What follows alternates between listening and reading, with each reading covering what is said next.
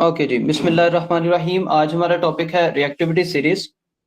आपने सबसे पहले ना रिएक्टिविटी सीरीज के अंदर जो चीज़ याद करने वाली है वो आपकी रिएक्टिविटी सीरीज है। आपने ये याद रखना है, इसमें please stop that is the mnemonics, ठीक है, जो कि रिएक्टिविटी सीरीज में आपको याद करना पड़ेगा। Please stop calling me a careless zebra, careless zebra. Instead try learning. Instead try learning how copper saves gold. Instead try learning how copper saves gold. Saves gold, ठीक है। अब इससे क्या मुराद है? इससे ये मुराद है कि आपके पास जो ये रिएक्टिविटी सीरीज है, पी से आपके पास पोटेशियम बन जाता है, पोटेशियम, एस फॉर सोडियम, ठीक है, और Ca4 कैल्शियम, ठीक है। उसके बाद आपके पास Me फॉर मैग्नीशियम, ठीक है। उसके बाद आपके पास एल्यूमिनियम आ जाता है, then carbon, aluminium, then carbon, ठीक है। उसके बाद जी फॉर जिंक आ जाएगा आपके पास, आयरन, आई से आयरन, टी से टिन, लेड, हाइड्रोजन, ठीक है। फिर आपके पास आ जाएगा कॉपर, कॉपर, ठीक है, और फिर सिल्वर आ जाता है, देन लास्ट पे आपके पास गोल्ड आ जाता है। तो अब ये रिएक्टिविटी सीरीज याद करने का मकसद क्या है, क्यों हम लोग इसको याद कर रहे हैं, ठीक है। तो यहाँ पे आपने एक चीज का ख्याल रखना है, ये रिएक्टिविटी सीरीज आपके पास potassium, sodium, calcium, magnesium, aluminium, ये आपको ये बताता है कि आपके पास सबसे ज्यादा रिएक्टिव, मोस्ट रिएक्टिव कौन है।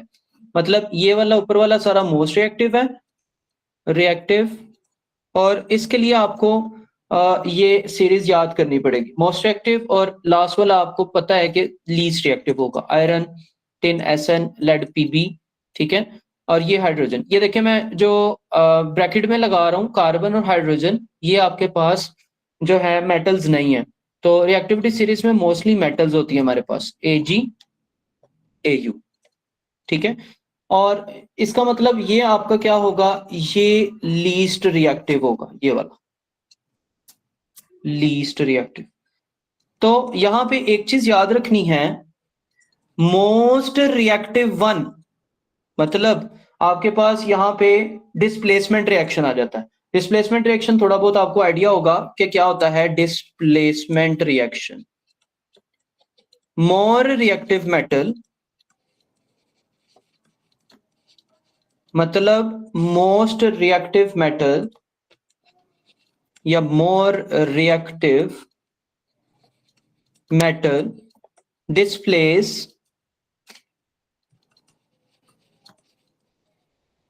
The least reactive salt. अब इसका क्या मतलब है, लीस्ट रिएक्टिव सोल्ट मैंने लिखा, मैंने यहां पे मेटल नहीं लिखा, ठीक है। मेटल सोल्ट लिख देता हूं मैं आपको, क्योंकि मेटल से ही मिलकर सोल्ट बनेगा। फॉर एग्जाम्पल, अब अगर मैं बात करूं इक्वेशन की, तो यहां पे मैं लिख देता हूं, मेरे पास पोटेशियम है और इसका रिएक्शन आयरन ऑक्साइड के साथ, आयरन ऑक्साइड के साथ नहीं, हम लोग कर लेते हैं जिंक ऑक्साइड के साथ, ZnO, जिंक ऑक्साइड के साथ। अब आपको ये पता है ये जो आपका ये चीज है ये सोल्ट है। अगर ये सोल्ट नहीं, आप कहते हैं ये अल्कलाई है सर, तो मैं इधर क्लोरीन लगा देता हूं, ZnCl2। तो इसने क्या करना है अब, कि ये जो है वो क्या है, मोर रिएक्टिव है। मोर रिएक्टिव किससे? अब बच्चे क्या आंसर करते हैं, यहाँ पे एक गलती करते हैं, वो जिंक का जिक्र नहीं करते, वो क्लोरीन का जिक्र कर देते हैं। वो ये कहते हैं कि potassium is more reactive than chlorine, जो कि गलत कंसेप्ट है। तो यहां पे आपने जिंक के बारे में बताना है, सॉल्ट के अंदर से भी आपने क्या चीज पिक करनी है, मेटल, ठीक हो गया, लीस्ट रिएक्टिव। तो अगर आपका मेटल सोल्ट जो है वो लीस्ट रिएक्टिव होगा, तो फिर आप उसको डिस्प्लेस कर सकते हो, क्योंकि मोर रिएक्टिव जो है वो लीस्ट रिएक्टिव को इजीली डिस्प्लेस कर देता है। अब देखें यहाँ पे क्लोरीन कितने हैं 2, तो यहाँ पर भी मैं 2 लगा दूंगा बैलेंस करने के लिए, और पोटेशियम भी डबल हो गए तो यहाँ पर भी डबल। अब आपको ये पता है कि इसकी स्टेट क्या है, ये सॉलिड है। जिंक क्लोराइड क्या होता है, ऑल क्लोराइड्स आर सोल्यूबल के इनसोल्यूबल? जी बेटा, all chlorides are soluble except, मैंने आपको बताया था इसका की कंसेप्ट स्मॉल लार्ज, तो इसका मतलब ये आपके पास एक्वस सॉल्यूशन होगा। ठीक है, ये सिल्वर और लेड जो है वो क्लोराइड जो होते हैं ना वो इनसोल्यूबल होते हैं। ठीक है बेटा। अच्छा, अब यही रिएक्शन अगर मैं रिवर्स कर देता हूं, मैं ये कहता हूं कि मेरे पास जो है जिंक यहां पे सेपरेट कर देता हूं और KCl मेरे पास ये सॉल्ट है मेरा। ठीक है, ये सॉलिड है। अब आपने देखा कि आपका जिंक मोर रिएक्टिव है, ठीक है, मोस्ट रिएक्टिव, और ये आपका लीस्ट रिएक्टिव पोटेशियम, तो यहां पे नो रिएक्शन। तो जहां पर भी कोई भी ऐसा क्वेश्चन आ जाए जहां पे रिएक्शन नहीं हो रहा, तो आपने ये बता देना है उसको कि यहाँ पर ये लीस्ट रिएक्टिव है, इस वजह से यहाँ पे रिएक्शन नहीं हो रहा। अच्छा जी, अब उसी रिएक्टिविटी से please stop calling me a careless zebra, instead try instead try learning how copper saves gold, saves AG gold AU। अच्छा, अब एक चीज आपने याद रखनी है, जो भी कार्बन से ऊपर वाले हैं ना ये बहुत ज्यादा मोस्ट रिएक्टिव होते हैं, मोस्ट रिएक्टिव। ठीक है, तो ये विगरसली रिएक्ट करेंगे। क्या करेंगे ये? विगरसली रिएक्ट किसके साथ? वाटर के साथ। विगरसली रिएक्ट, दो चीजों से ये रिएक्ट करेंगे, ये वाटर के साथ भी रिएक्ट करेंगे और हाइड्रोक्लोरिक एसिड के साथ भी रिएक्ट करेंगे। मैं यहीं पे रिएक्शन लिख दूंगा, ठीक है, हाइड्रोक्लोरिक एसिड के साथ भी। डाइल्यूट हाइड्रोक्लोरिक एसिड हमने लेना है, हमने यहाँ पे कंसंट्रेटेड यूज नहीं करना। ठीक है, डाइल्यूट क्यों यूज करना है? डाइल्यूट में वाटर कंटेंट ज्यादा होता है और ये amount of particles per unit volume जो है वो कम होते हैं। ठीक है, तो हमने इसी चीज से अंदाजा लगाना है कि आपकी ये मेटल्स कितनी ज्यादा रिएक्टिव हैं। जितनी ज्यादा रिएक्टिव होंगी वो डाइल्यूट से भी रिएक्ट कर जाएंगी, और जितनी ज्यादा लीस्ट रिएक्टिव होंगी, फॉर एग्जांपल जब हम हाइड्रोजन से नीचे वालों की बात करें तो ये लीस्ट रिएक्टिव है। ठीक है, तो ये इसका मतलब ये ना वाटर के साथ रिएक्ट करेंगी और ना ये किसके साथ, डाइल्यूट हाइड्रोक्लोरिक एसिड के साथ रिएक्ट करेंगी। ठीक है, ये किसी के साथ रिएक्ट नहीं करेंगी, नो रिएक्शन, यहां पर नो रिएक्शन आ गया। अच्छा, ये जो मॉडरेट रिएक्टिव है, अब इनका रिएक्शंस मैं आपको बता दूं।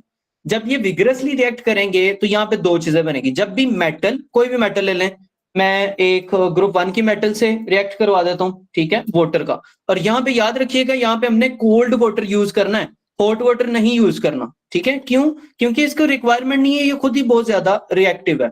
तो सोडियम जब कोल्ड वाटर के साथ रिएक्ट करेगा तो सोडियम हाइड्रोक्साइड बनाएगा प्लस हाइड्रोजन गैस बननी है। हमेशा जब भी कोई भी मेटल किसी भी कोई भी मेटल वाटर के साथ रिएक्ट करे तो हमेशा हाइड्रोजन गैस बनती है, ये आपने याद रखना। ठीक है, उसके बाद अब यही रिएक्शन कैल्शियम का वाटर के साथ अगर मैं करवा दूं तो यहां पे मेरे पास कैल्शियम हाइड्रोक्साइड बन जाएगा, CaOH twice plus hydrogen gas. ठीक है, अच्छा, अब जब मॉडरेट रिएक्टिव की दरमियान वालों की बात आ जाए, इधर ही दूसरे रिएक्शन भी साथ ही लिख लेते हैं। यही सोडियम जब हाइड्रोक्लोरिक एसिड के साथ रिएक्ट करेगा, आपको पता है कि ये एक्वस सॉल्यूशन होता है, हाइड्रोक्लोरिक एसिड ये सॉलिड है। ठीक है, तो यहाँ पे सोडियम क्लोराइड सॉल्ट बनेगा प्लस हाइड्रोजन गैस ही बननी है, H2।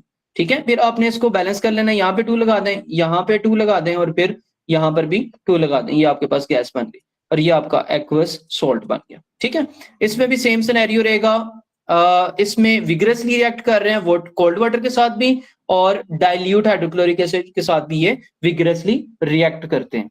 अच्छा, अब इनकी बात करें जिंक से लेकर लेड तक।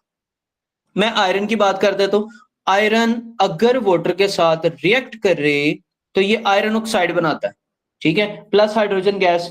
आयरन की बात नहीं, जिंक की कर लेते हैं। ठीक है, क्योंकि आयरन हमारे पास दो तरह के होते हैं, ये ट्रांजिशन मेटल है, एक Fe+2 होता है, एक Fe+3 होता है। तो यहां पे आपने एक पॉइंट याद रखना है, रस्टिंग के लिए आयरन +3 वाला यूज होता है। अब ये क्यों है? क्योंकि वाटर ऐड करने के लिए उसने क्या करना होता है, उसने इलेक्ट्रॉन जो होते हैं ना, मतलब न्यूक्लियस इलेक्ट्रॉन को अपनी तरफ खींचता है जब उसने बॉन्डिंग करनी होती है किसी भी दूसरे एटम के साथ। तो फिर यहां पर जरूरी क्या है कि वाटर के इलेक्ट्रॉन्स को ये अपनी तरफ अट्रैक्ट करते हैं डिसॉल्व होने के लिए, तो फिर यहाँ पे ये रिएक्शन होता है। जिस तरह आपके पास ये जिंक ऑक्साइड बन जाएगा प्लस हाइड्रोजन गैस ही बनानी है, ठीक है। अब यहाँ पर कोल्ड वाटर नहीं है, यहाँ पर हॉट वाटर होगा। अब कोल्ड वाटर से क्यों नहीं होगा रिएक्शन? कोल्ड वाटर से इसलिए रिएक्शन नहीं होगा क्योंकि ये मॉडरेट रिएक्टिव हैं और इनको दूसरी चीज भी रिएक्टिव चाहिए। तो हॉट वाटर होगा तो वो रिएक्टिव होगा ना, मतलब जिसके साथ ये रिएक्ट कर रहे हैं। तो यहाँ पे ये वेपर्स फॉर्म में, गैस फॉर्म में होंगे, ठीक है। और इससे प्रोडक्ट ऑक्साइड बनेगी। याद रखिएगा यहाँ पे ये डिफरेंस। जो भी स्टेबल, ज्यादा स्टेबल जो प्रोडक्ट होती है ना, वो हाइड्रोक्साइड वाली होती है। ऑल्दो ये भी स्टेबल प्रोडक्ट होती है, बट यहाँ पे OH वाली जो प्रोडक्ट होती है वो ज्यादा स्टेबल होती है। ठीक हो गया। हॉट से चूंकि इतनी स्टेबल नहीं बनेगी तो ये स्लो रिएक्शन होगा, स्लो रिएक्शन। और इसमें भी सेम, हाइड्रोक्लोरिक एसिड के साथ ये भी लीस्ट रिएक्टिव होंगे, पर ये जो लेड है ना, ये लेड लीस्ट रिएक्टिव में आ जाता है। मतलब ये डाइल्यूट हाइड्रोक्लोरिक एसिड के साथ रिएक्टिव नहीं करता। जैसे जैसे हम लोग नीचे जाते जाते हैं ये लीस्ट रिएक्टिव की तरफ बढ़ते जाते हैं, ठीक है। तो जब हम लोग HCl तक की बात करें तो आपके पास HCl से, डाइल्यूट HCl से जिंक, आयरन और टिन, ये तीन रिएक्ट करेंगे डाइल्यूट HCl के साथ, ठीक है। इनका रिएक्शन लिखवा देता, जिंक प्लस हाइड्रोक्लोरिक एसिड के साथ रिएक्शन, ठीक है। तो ZnCl2 यहाँ पे प्लस साथ में हाइड्रोजन गैस ही बननी है। तो आपने एक सिमिलरिटी नोट की इसमें कि आपके पास always production of the gas कौन सी है? हाइड्रोजन गैस है, ठीक है बेटा। ऑल क्लियर मेरा बेटा? बोलें इधर से कोई किसी चीज की ना समझ आई हो। जी बेटा, please give me thumbs up if all okay, thumbs down अगर नहीं समझ आई।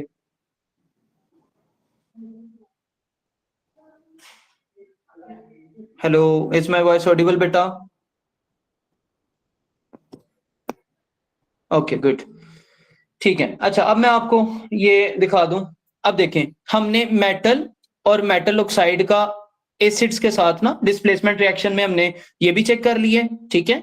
फिर मेटल्स और aqueous solutions of metal salt भी हमने चेक कर लिए।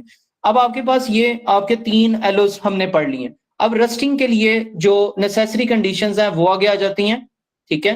वापस आ जाए यहाँ पे। तो रस्टिंग के लिए आपकी नेसेसरी कंडीशंस 2 हैं, रस्टिंग कंडीशंस। तो पहली कंडीशन जो है वाटर की प्रेजेंस, और दूसरी कंडीशन वाटर के साथ साथ आपको हाइड्रोजन, सॉरी ऑक्सीजन भी चाहिए होती है, O2। ये 2 चीजें आपको रिक्वायर होती हैं रस्टिंग के लिए। और रस्टिंग में मोस्टली आयरन पार्टिसिपेट करती है। कौन पार्टिसिपेट करती है? आयरन, ठीक है। तो आयरन ऑक्साइड बनता है। जब ये आयरन जो है, आयरन यहाँ पे हमेशा आपका +3 वाला आएगा, ठीक है। +3 वाला आयरन जो है वो ऑक्सीजन के साथ रिएक्ट करके O-2 के साथ रिएक्ट करेगा और साथ में प्लस वाटर भी होगा इसमें, ठीक है। तो ये आपके पास प्रॉपर जो चीज बनाएगा Fe2O3 बनाएगा .XH2O। अब इसका क्या मतलब है? ये मैंने XH2O क्यों लिखा? मैं यहाँ पर एक्वस भी तो लिख सकता था। तो यहाँ पे एक चीज आपने याद रखनी है, जब भी रस्टिंग होती है वहां पे हमें total number of water molecules पता होते हैं with the help of calculation. हम लोग कैलकुलेट करते हैं यहाँ पे कि कितने वाटर के इसने मॉलिक्यूल यूज किए हैं, ठीक है। उसकी बेस पे हम लोग इसको XH2O लिख देते हैं। अच्छा, अब पेपर में इसको कैसे लिखना है? जब भी आपसे रस्टिंग का पूछे तो रस्टिंग के लिए आपने ये बताना है कि यहाँ पर Fe2O3 या लिख दीजिएगा पेपर में, और साथ में हाइड्रेटेड लिखना बहुत जरूरी है। अगर आप ये हाइड्रेटेड नहीं लिखते तो फिर इसका मतलब इसके मार्क्स आपको नहीं मिलेंगे, यहाँ पे मार्क्स डिडक्ट हो जाएंगे। तो प्लीज आपने हाइड्रेटेड लिखना है, या इसको अगर आप वर्ड में लिखना चाहते हैं तो आयरन 3 ऑक्साइड लिखना है। ये 1 मार्क पॉइंट है। और साथ में हाइड्रेटेड आयरन 3 ऑक्साइड लिखना है इसको। हाइड्रेटेड का मतलब प्रेजेंस ऑफ वाटर कंटेंट, ठीक हो गया। अब आपके पास आगे आ जाता है इसमें methods for prevention of corrosion, ठीक है, methods for prevention of corrosion, इसके methods for prevention of corrosion, ठीक है। अच्छा, अब यहां पे हमारे पास 3 मेथड्स हैं प्रिवेंशन के, कोरोजन से बचने के। पहला मेथड है बैरियर मेथड, ठीक है, बैरियर मेथड। दूसरा मेथड है गैल्वेनाइजिंग, ठीक है, या सैक्रिफिशियल, सॉरी, सैक्रिफिशियल मेथड। और फिर तीसरा, third last, galvanising method, galvanising. अब होता क्या है, ये हम लोग गैल्वेनाइजिंग, अच्छा, ये हम लोग 3 मेथड क्यों यूज करते हैं? कोरोजन किस किस चीज की कोरोजन से बचाना है हमने? मतलब हमने आयरन की कोरोजन से बचाना है, मतलब आयरन को कोरोइड होने से बचाना है, ठीक है। तो बैरियर मेथड जो होता है ना, इसमें हम लोग क्या करते हैं, आयरन की लेयर के ऊपर या तो पेंट की लेयर कर देते हैं, ठीक है, या ऑयल की एक लेयर या ग्रीस की लेयर, ठीक है, या यहां पे प्लास्टिक की कोटिंग कर देते हैं। फॉर एग्जाम्पल, आपके पास कोई एक टेबल है घर में, उसके ऊपर आप क्या कर दो, पेंट, ऑयल या ग्रीस कर दो या प्लास्टिक की कोटिंग कर दो, तो अब ऑक्सीजन और वाटर, दो चीजें नेसेसरी हैं रस्टिंग के लिए, वो इस तक पहुंच ही नहीं सकेंगी, ठीक है, आयरन तक, क्योंकि पेंट की लेयर है, ऑयल, ग्रीस या प्लास्टिक की। अब सैक्रिफिशियल मेथड क्या होता है कि reactive metal more reactive metal is coated over iron, iron के ऊपर इसकी कोटिंग कर देते हैं मोस्ट रिएक्टिव मेटल की। तो फिर क्या होता है कि instead of rusting of iron, वो मोर रिएक्टिव जो मेटल होती है वो खुद को कोरोइड कर देती है, ठीक है। और गैल्वेनाइजिंग क्या है? गैल्वेनाइजिंग होता है coating of zinc metal over iron, coating of zinc metal over iron, ठीक है। तो आयरन के ऊपर जिंक की कोटिंग कर देते हैं, तो अब जब रस्टिंग होगी तो जिंक खुद को कोरेट कर देगा और नीचे आयरन की लेयर को बचा देगा, ठीक है बेटा। Is it clear? जी बच्चे बताइएगा, क्लियर है? ये जो हमने अभी पढ़ा, ओके। अच्छा जी, इसके बाद अब आ जाता है आपके पास 3 चीजें, oxidation, reduction, redox, oxidation, reduction और रिडोक्स रिएक्शन, रिडोक्स। अच्छा, ऑक्सीडेशन क्या होता है? इन टर्म्स ऑफ इलेक्ट्रॉन्स भी देखेंगे और इन टर्म्स ऑफ ऑक्सीजन भी देखेंगे। ऑक्सीडेशन होता है oil, in terms of electrons ये होता है rig, reduction is gain of electron, मतलब यहां पे लॉस ऑफ इलेक्ट्रॉन्स। और दूसरे नंबर पे दूसरा मार्क पॉइंट आपने ये याद रखना है, गेन ऑफ ऑक्सीजन। अब गेन ऑफ ऑक्सीजन से कैसे पता लगा कि ये ऑक्सीडेशन है? देखें, ऑक्सीडेशन ओ से स्टार्ट हो रहा है, तो इसका मतलब इसने ओ को गेन कर लेना, और यहीं पे इसके ऑपोजिट यहां पे गेन ऑफ इलेक्ट्रॉन्स। और अगर हम इसकी बात करें तो यहां पे लॉस ऑफ ऑक्सीजन, ऑक्सीजन का लॉस। और ऐसा reaction, reaction in which both processes, both oxidation and reduction, oxidation and reduction involves, reduction involves,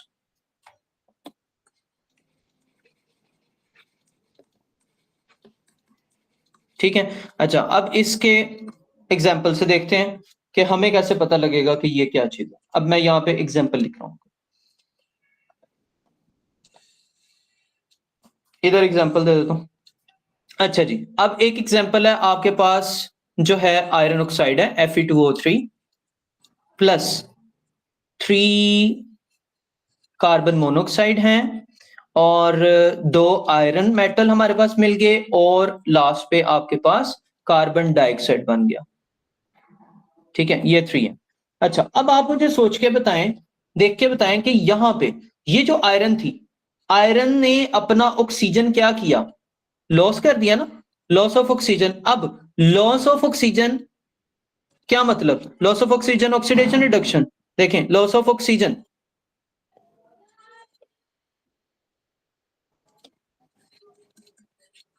जी बेटा, लॉस ऑफ ऑक्सीजन, रिडक्शन, शाबाश, गुड।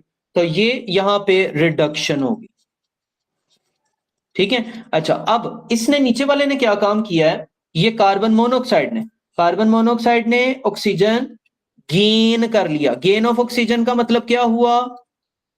ऑक्सीडेशन के रिडक्शन, जी, ऑक्सीडेशन, ठीक हो गया। तो अब ये ऐसा प्रोसेस है जिसमें ऑक्सीडेशन भी हो रही है और रिडक्शन भी हो रही है, ठीक हो गया। अच्छा, अब आपने एक चीज याद रखनी है, और इसमें आपके पास ये जो खुद की रिडक्शन कर रहा हो, जिस तरह ये आयरन 3 ऑक्साइड है, ये खुद की रिडक्शन कर रहा है, तो ये ऑक्सीडाइजिंग एजेंट है। ये कौन सा एजेंट है? Oxidising agent. और जो खुद की ऑक्सीडेशन कर रहा है, तो वो कौन सा एजेंट होगा? Reducing agent. मतलब क्या हुआ? रिड्यूसिंग एजेंट मतलब ये हुआ कि oxidising agent is the substance which oxidises other, मतलब जो दूसरे को ऑक्सीडाइज कर दे, वो ऑक्सीडाइजिंग एजेंट। रिड्यूसिंग एजेंट क्या है? कि जो दूसरे को रिड्यूस कर दे, ठीक है। For example in terms of electrons हम लोग इसको कैसे डील करेंगे? ऑक्सीडाइजिंग एजेंट क्या है? जिसने इलेक्ट्रॉन इलेक्ट्रॉन गेन करेगा, लूज करेगा, आपके ख्याल से क्या करना चाहिए? ये दूसरे को ऑक्सीडाइज करेगा, खुद रिड्यूस होगा, तो इसने गेन इलेक्ट्रॉन्स, ठीक हो गया। और रिड्यूसिंग एजेंट ने क्या करने हैं? डोनेट इलेक्ट्रॉन्स, या लूज इलेक्ट्रॉन्स आप कह सकते हैं, लूज इलेक्ट्रॉन्स, ठीक हो गया बेटा। अच्छा, यहां पे ऑक्सीडाइजिंग एजेंट क्या था? जो इलेक्ट्रॉन गेन करे वो ऑक्सीडाइजिंग एजेंट है, जो इलेक्ट्रॉन डोनेट या लूज करे तो वो रिड्यूसिंग एजेंट, मतलब दूसरे को, दूसरे सब्सटेंस को डोनेट करे, ये दूसरे सब्सटेंस से गेन करे, फ्रॉम अदर सब्सटेंस,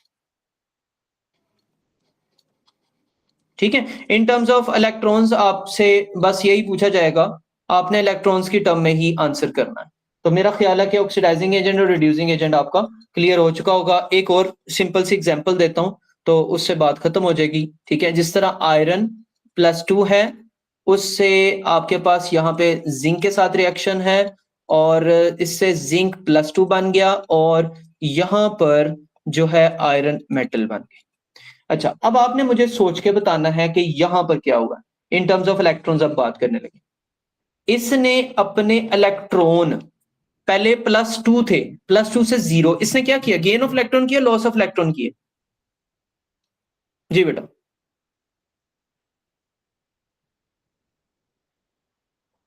लॉस। अच्छा, यहां पे एक मिस्टेक हो गया, यहां पे लॉस नहीं है, यहां पे गेन ऑफ इलेक्ट्रॉन। कैसे भला? देखें, +2 चार्ज है, +2 को 0 बनाने के लिए आप क्या करेंगे? इसमें -2 ऐड करेंगे, ऐसे ही है।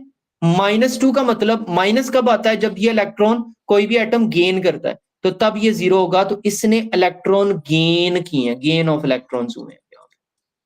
गेन ऑफ इलेक्ट्रॉन्स रिडक्शन होती है, और रिडक्शन प्रोसेस हुआ यहां पे।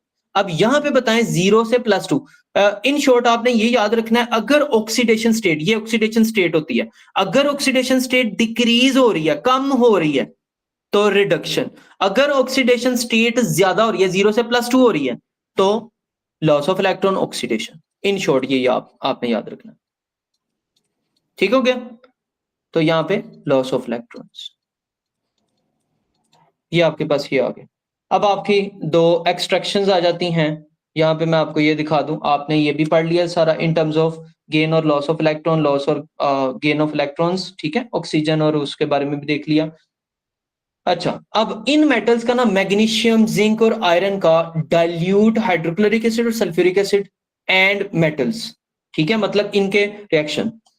अब ये वाली मेटल्स मैग्नीशियम, जिंक और आयरन हम लोग ले लेते हैं यहाँ पे। अच्छा जी, मैग्नीशियम, अब मैग्नीशियम का रिएक्शन हाइड्रोक्लोरिक एसिड के साथ, फिर मैग्नीशियम का रिएक्शन सल्फ्यूरिक एसिड के साथ, H2SO4। अब आपने मुझे बताना है कि क्या प्रोडक्ट बन सकती है। मैग्नीशियम, गैस कौन सी बनेगी पहले ये बताएं? गैस जी बेटा।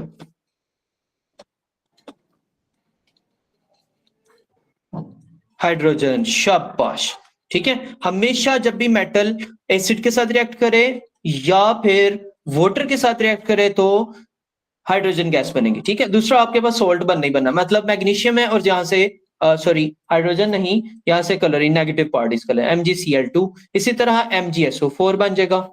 ठीक है, अब आप मुझे बताएं मैग्नीशियम क्लोराइड सोल्यूबल सोल्ट होता है, इनसोल्यूबल होता है? हाँ, अब ये कंसेप्ट आपके वहां पे यूज होने लगे हैं जी। ये तो गैस है ना हमारे पास। जी बेटा, all chlorides are soluble except small large था। स्मॉल लार्ज नहीं था, इस कंसेप्ट में हमने पढ़ा था। हाँ जी बच्चे।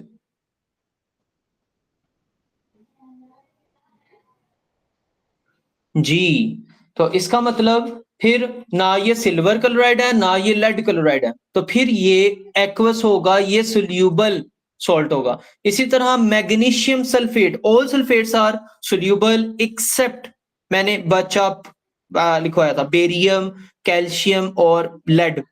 क्या बेरियम कैल्शियम लेड में से कोई है? नहीं ना, तो फिर ये भी आपके पास सोल्यूबल सॉल्ट हुआ। क्लियर है मेरा बेटा? जिंक के साथ आप कर लेंगी और बाकी छोड़ दूं आयरन के साथ, ठीक है, वो हो जाएंगे। मेरा ख्याल है कि उस पे हमें जो है नहीं करने की जरूरत। अच्छा जी,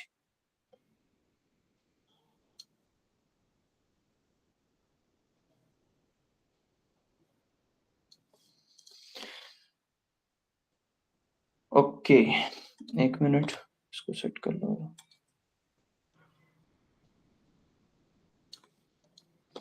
अच्छा जी, अब आपके पास आ जाते हैं एक्सट्रैक्शंस। दो एक्सट्रैक्शंस हैं आपकी यहाँ पे। अगर मैं आपको ये दिखाऊं तो हम लोग दो extraction and uses of metals. पहले तो मैं आपको ये बता देता हूं जो आपके लीस्ट रिएक्टिव मेटल्स होते हैं, लाइक लीस्ट रिएक्टिव मेटल्स। ठीक है, extraction and uses of metals. ठीक है, इसमें लीस्ट रिएक्टिव मेटल्स जितने भी हैं ना, least reactive metals found under the earth crust, found under the earth crust in uncombined state, uncombined state. ठीक है, ये अनकंबाइंड स्टेट में होते हैं क्योंकि ये बहुत ज्यादा लीस्ट रिएक्टिव होते हैं, तो ये किसी के साथ रिएक्ट नहीं करेंगे, अकेले एग्जिस्ट करेंगे। इनमें मोस्टली आ जाते हैं आपका सिल्वर, ठीक है, गोल्ड, कॉपर, ये आ जाते हैं, सिल्वर, गोल्ड या फिर कॉपर। ठीक है, तो मोस्टली जब आपसे क्वेश्चन में आंसर पूछा जाए तो तब आपने सबसे लीस्ट रिएक्टिव वाले को टिक करना है। अगर इन सब में से देखा जाए तो लीस्ट रिएक्टिव गोल्ड है आपके पास, तो आपने गोल्ड का जिक्र करना, आपने बाकियों का जिक्र नहीं करना। Cu कॉपर, ठीक हो गया। ये आपके पास तीन लीस्ट रिएक्टिव है, ये कभी भी। और ये जब आप जमीन से निकालते हैं तो इनको हम लोग सेपरेशन मेथड इनका क्या है, इनको कैसे सेपरेट कर सकते हैं? सिंपल हीटिंग से। सेपरेशन मेथड क्या है इनका? Simple heating, simple heating.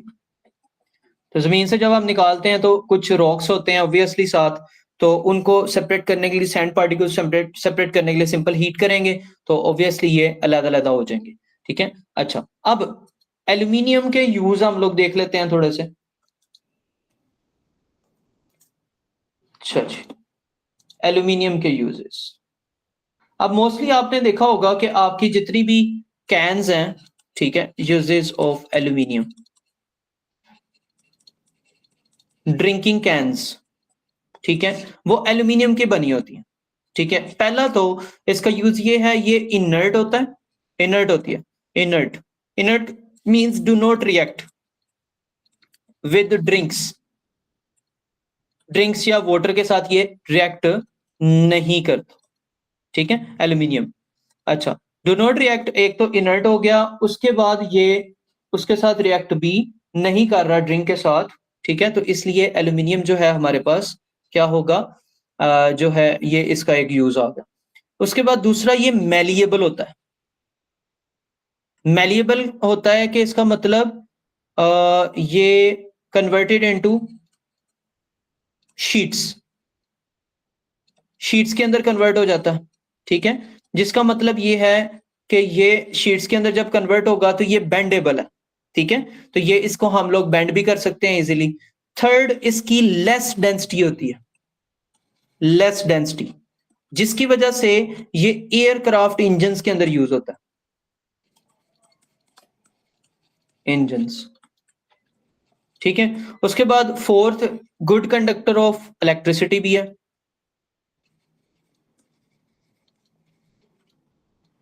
Of electricity भी है, ठीक है। और कोरोजन रेजिस्टेंस भी है, फिफ्थ नंबर पे कोरोजन रेजिस्टेंस। अब ये कोरोजन रेजिस्टेंस कैसे है? एक चीज आपने याद रखनी है, एल्यूमिनियम के पास एक ना लेयर होती है इसके ऊपर, ऑक्साइड की layer. Aluminium have layer of oxide over it, oxygen की लेयर होती है ऑक्साइड ओवर इट, ठीक है, विच प्रिवेंट्स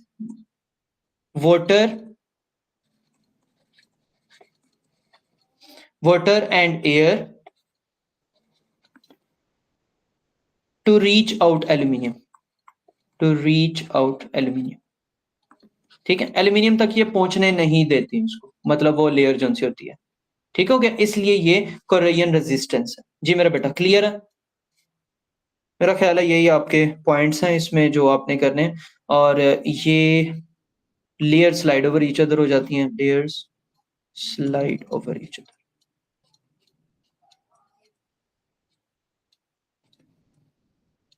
ठीक हो गया। यही आपने जब आपसे पूछा जाएगा इसके यूजेस तो आपने यही लिखना है। अच्छा जी, अब आ जाता है आपके पास एक्सट्रैक्शन, एक्सट्रैक्शन ऑफ एल्यूमिनियम। अब एक चीज याद रखनी है, आपकी रिएक्टिविटी सीरीज जो थी ना, जो मैंने आपको रिएक्टिविटी सीरीज लिखवाई है, उसमें जो भी कार्बन से अबव है, जो भी कार्बन से अबव है, तो कार्बन कभी भी उनको डिस्प्लेस नहीं कर सकता क्योंकि कार्बन लीस्ट रिएक्टिव होता है, ठीक है। तो इसलिए एल्यूमिनियम का जब हम लोग जमीन से इसका ओर निकालते हैं, ठीक है, वो क्या होता है, एल्यूमिनियम और Al2O3 निकलता है, मतलब ऑक्सीजन के साथ मिक्स होकर किसी मटेरियल के साथ ये निकलता है। और दूसरे नंबर पे इसका सेपरेशन जो मेथड होता है, सेपरेशन मेथड, वो हम लोग यूज करते हैं, सेपरेशन मेथड यहां पे इलेक्ट्रोलिसिस यूज होता है। अब इलेक्ट्रोलिसिस क्या है?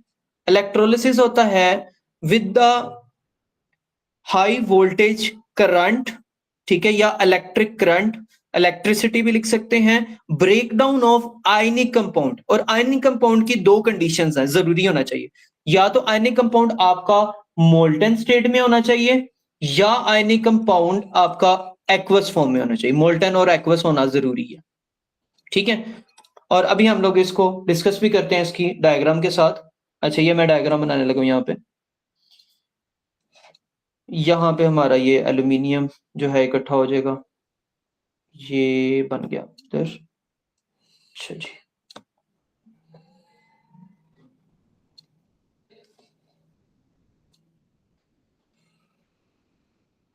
अच्छा ये आपके ना ग्रेफाइट के बने होते हैं, ये नेगेटिव है, ग्रेफाइट का थोड़ बनेगा ये, ठीक है। यहाँ पे ये नेगेटिव चार्ज है इसके ऊपर, ये बैटरी के टर्मिनल से कनेक्टेड है।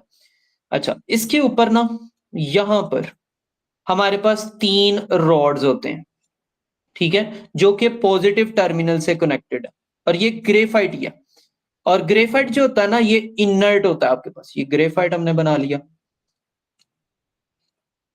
ग्रेफाइट एनोड, ठीक है, मतलब ये पॉजिटिव चार्ज है इसके ऊपर। और यहां पे आपकी एल्यूमिनियम मेटल मिल जाएगी, ग्रेफाइट एनोड, एनोड पॉजिटिव होता है, और ये ग्रेफाइट कैथोड होगा,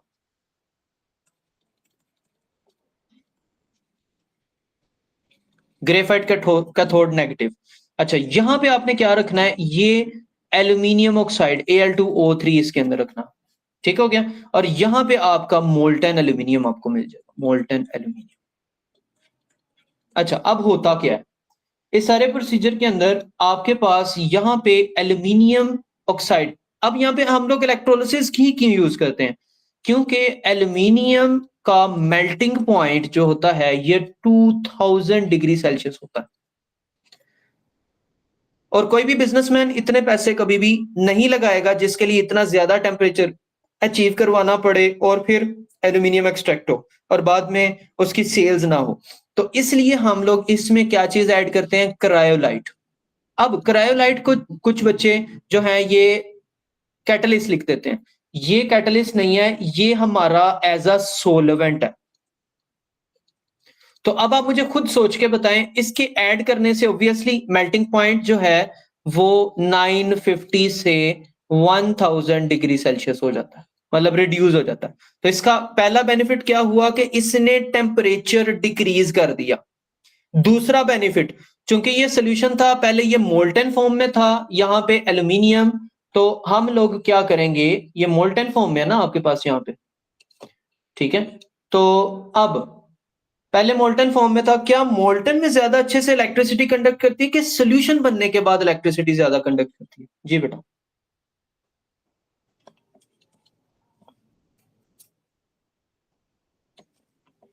बोलिएगा।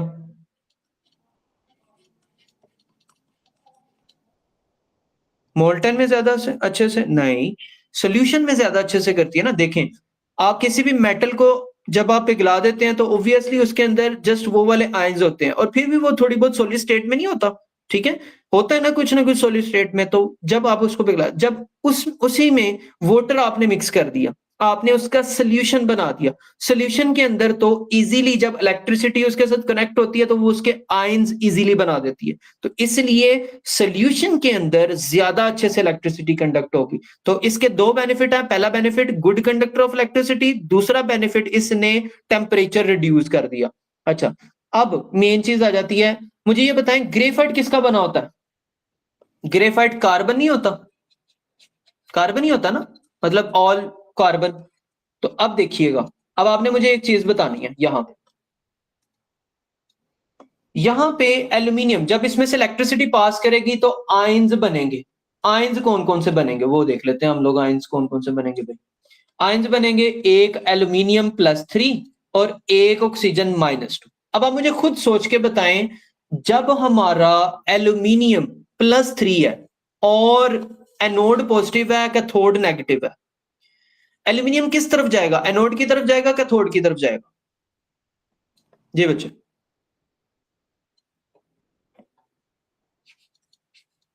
सॉरी देखा नहीं मैंने मैसेज। O-2, okay. अच्छा जी, एनोड पॉजिटिव है, और अब आप मुझे आप ही बता दें, एनोड पॉजिटिव, ठीक है, कैथोड नेगेटिव, और यहां पर आपको यह भी पता है कि यहां पर oxidation is loss of electron होगा और यहां पे reduction is gain of electron होगा, ठीक है। उसके बाद अब यहां पे इसकी तरफ आपको पता है कि O-2 जाना है और इसकी तरफ एल्यूमिनियम +3 आना जाना, इतनी बात समझ आ गई होगी। आपने थोड़ी सी स्पेस छोड़ के यहाँ पे एरो लगा देना है, थोड़ी सी स्पेस छोड़ के एरो लगा देना। अच्छा, अब यहां पे होते हैं गेन ऑफ इलेक्ट्रॉन, और गेन ऑफ इलेक्ट्रॉन हमेशा लेफ्ट साइड पे होंगे, इलेक्ट्रॉन का गेन लेफ्ट साइड पे, और जो अल्लाह की राह में दे दिया इलेक्ट्रॉन उसने, वो हमेशा राइट होंगे, ठीक हो गया। अब आपको यह पता है कि यहां पे +3 चार्ज है, तो इसको न्यूट्रल करने के लिए आपको कितने इलेक्ट्रॉन रिक्वायर हैं, 3। और यहां पे बच्चे गलती क्या करते हैं, यहां पे Al लगा के यहां पे 3 लिख देंगे, सबसे बड़ी गलती। जो भी मेटल होगी वो अकेली एग्जिस्ट करती है और एल्यूमिनियम मेटल बनेगी Al खाली, ठीक हो गया।